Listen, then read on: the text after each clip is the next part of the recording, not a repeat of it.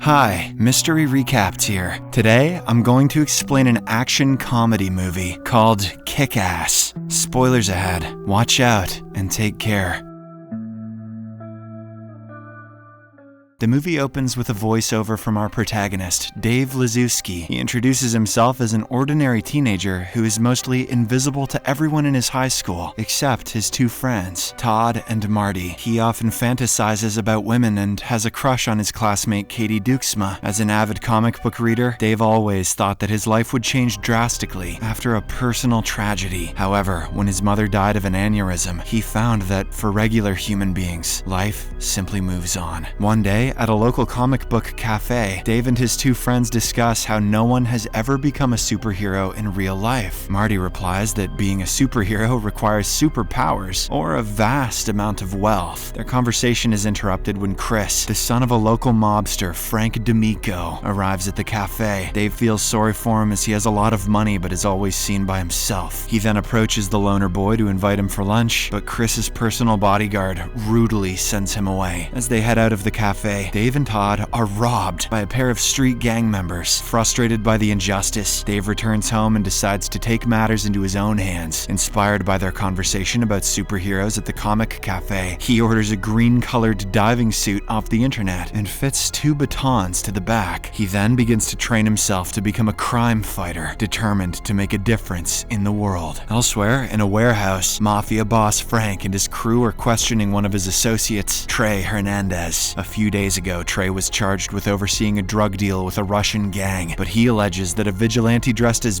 Batman beat his men and took away the drugs before they could even reach the Russians. On the other hand, Frank has heard a different story from his Russian partners. According to them, Trey stole all the drugs and sold only a fraction of what was promised at a substantially higher price. The ruthless drug lord believes it is more likely for Trey to be an untrustworthy person than for a Batman vigilante beating several drug dealers. Thus, he orders his right-hand man Joe to torture and subsequently kill him. On the other hand, former cop Mindy Macready spends his time training his 11-year-old daughter Mindy in the art of self-defense. He demonstrates the importance of wearing a bulletproof vest by shooting her at close range. "Don't worry, sweetheart, I'm just gonna shoot you," but assures her that she is safe. Meanwhile, Dave continues to train to become a superhero, but his fear of jumping across buildings still holds him back. One day, he sees the men who had robbed him and Todd attempting to break into someone's car. Though scared, he puts on his suit and confronts them, hiding a baton in his back. He then puts up a brave fight, but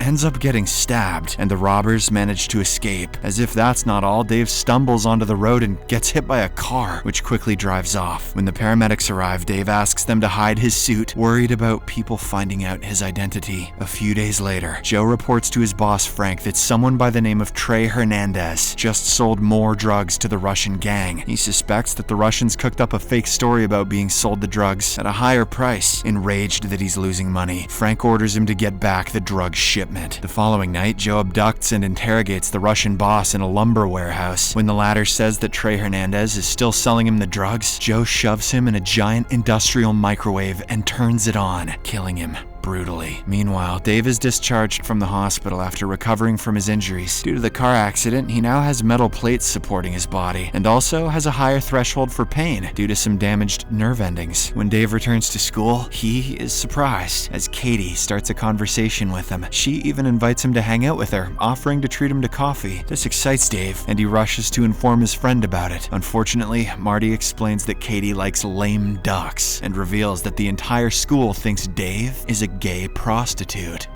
I don't remember that part. The poor boy is horrified by the revelation, but he eventually accepts his new social standing, as it is the only way to be close to Katie. He's also determined to be a superhero and sets up a MySpace account for his alter ego. He thinks for a while, and then comes up with a unique username, Kick-Ass. One night, while looking for a lost cat, Dave notices 3 men viciously attacking a guy in front of a diner. Dave rushes to his aid and successfully beats off the attackers, beats him off with both hands. His metal plating suffering and the inability to feel pain proves to be an advantage for him. Some patrons from the diner record the fight and post it on YouTube. In no time, Kick-Ass becomes an internet phenomenon and is quickly circulated throughout the media. Chris also watches the latest reports with his parents and is visibly impressed. As Kick-Ass gains more popularity on his website, he also gains the attention of Damon and Mindy, who have been working as vigilantes for a while now. Mindy believes that Kick-Ass has potential, but Damon is unimpressed. There's nothing cool about wearing spandex. Later, Katie and Dave are at a restaurant having an awkward conversation. She changes the topic and reveals that a guy named Rasul has been bothering her lately. This enrages Dave, and he advises her to reach out to Kick-Ass for help. Katie loves the idea, and she decides to give it a try. That night, Kick-Ass confronts Rasul and his thugs and warns him to leave Katie alone. When they do not budge, she tries to tase Rasul, but gets pinned to the ground instead. Fortunately, Mindy, dressed as Hit Girl, arrives in the nick of time and saves him. She reveals herself as another vigilante and introduces her father as Big Daddy. The trio then fights off the remaining gang members, with the father and daughter doing most of the work. Once the task is complete, Mindy steals all the gang's money and escapes through the rooftop with her dad, but since Kick-Ass is scared of heights, he hesitates to follow them. Feeling that he's not a real hero, Dave returns home and cries himself to sleep. Later at night, Big Daddy and Hit Girl pay a visit to Dave at his house. They praise him for his bravery and tell him that he has the potential to be a great superhero. They also reveal that they were able to trace his MySpace account and urge him to be careful with his online activities. Big Daddy advises Dave to take his training seriously if he wants to be a part of their team. He also instructs him to decorate his MySpace page with an on vacation banner if he ever needs their help. After the two leave, Dave is once again motivated to carry out his superhero activities. On the other hand, Joe shows Frank a picture from the day where their drug shipment was looted. He reveals that one of their associates clicked it before he was killed. The photo contains a back shot of Big Daddy, but since they don't know about him yet, Joe suspects it might be Kick-Ass. In the next scene, Big Daddy and Hit Girl kidnap one of Frank's men, Cody. They handcuff him to the car's steering wheel and extract information about Frank's business dealings. After getting all the necessary information, the father-daughter duo crush the car, killing him on the spot. In another part of the city, an officer named Marcus visits Damon's house and discovers his collection of weapons. Here, it is revealed that the two used to be partners. Damon was in fact framed as a criminal by Frank and sentenced to prison. This caused his wife to spiral into depression and eventually commit the unthinkable. Mindy was then left in Marcus's care, while Damon trained in secret to become a vigilante and seek revenge against Frank. Upon his release from prison, he reunited with Mindy and continued to train her as a partner. In the meantime, Frank mistakes a Kick-Ass imitator for the real deal and brutally beats him to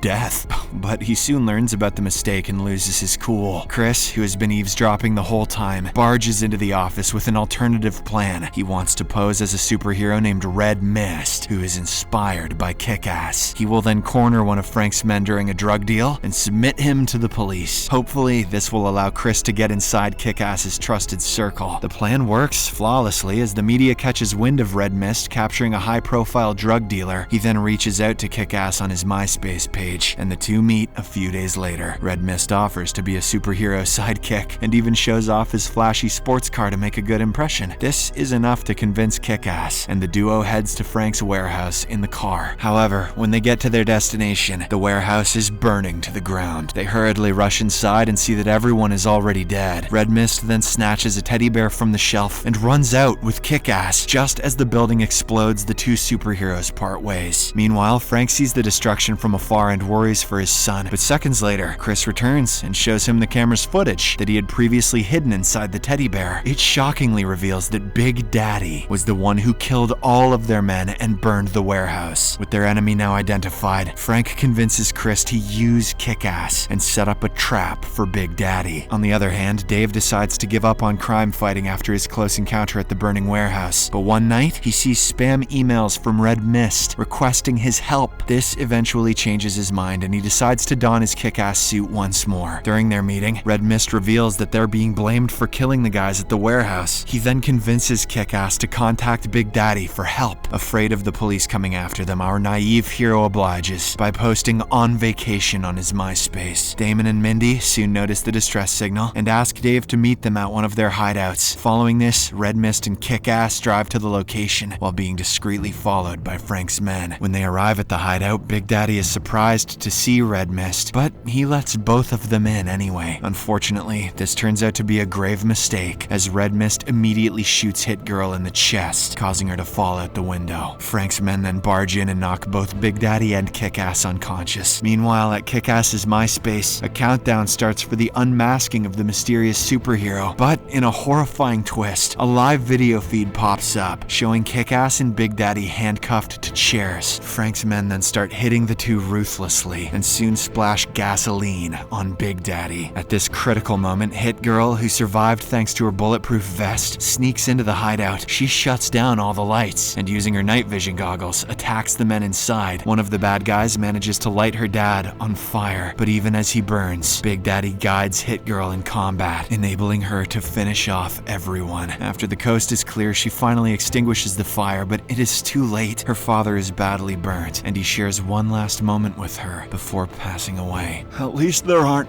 bees this time. In the aftermath of this incident, Hit Girl uncuffs Kick-Ass and the two return to her homes safely. They then recuperate for a while and come up with a plan to avenge Damon's death. Following this, Mindy shows up outside the building where Frank's office is located. She poses as a schoolgirl who has lost her way home. Having never seen her face before, the bad guys let her inside. Just as one of them kneels to offer his phone, Mindy stuffs a pistol in his mouth and shoots him dead. This catches the others off guard, and she easily defeats them one by one. Mindy then swaps into her Hit Girl costume and gets into the elevator to reach Frank's personal office. Along the way, she uses her agility and flashy moves to eliminate several bad guys. However, there are so many of them that she eventually runs out of bullets and gets trapped behind a counter. Just as she's about to get killed, Kick-Ass arrives to her rescue. He is hovering right outside the window using his new jetpack. Attached to his shoulders are two mini machine guns that he uses to incinerate every bad guy present there. In the meantime, Frank and Chris overhear the commotion from inside their office. When the gunfire subsides, they assume that their men have succeeded in eliminating the two superheroes. But, to their dismay, Hit Girl and Kick-Ass barge into the office, determined to finish the drama once and for all. An intense showdown then ensues between the two factions, with Frank battling with Hit Girl while the boys square off against each other. Frank turns out to be a great fighter, and he eventually overpowers the young girl. He then prepares to finish her off, but Kick-Ass fires a goddamn bazooka at them. This sends Frank flying out the window, where he explodes into pieces. After the dust settles down, Chris slowly rises to his feet. He pulls out a sword and proceeds to attack the superheroes, but it's too late. Kick-Ass and Hit Girl use the jetpack and fly off the building. Minutes later, the duo lands on a nearby building rooftop, and Kick-Ass unstraps the jetpack. Hit Girl then finally takes off her mask and reveals her true identity. The scene then cuts to several days later, and we learn that Damon's old police partner Marcus has become Mindy's guardian once again. Dave has now stopped being Kick-Ass, but his actions have inspired several youngsters to follow in his footsteps. Many of them will surely die. As for Red Mist, he has designed a new supervillain suit and is plotting vengeance against the superheroes. Subscribe for more videos like this, turn on notifications, and leave a like to help the channel out.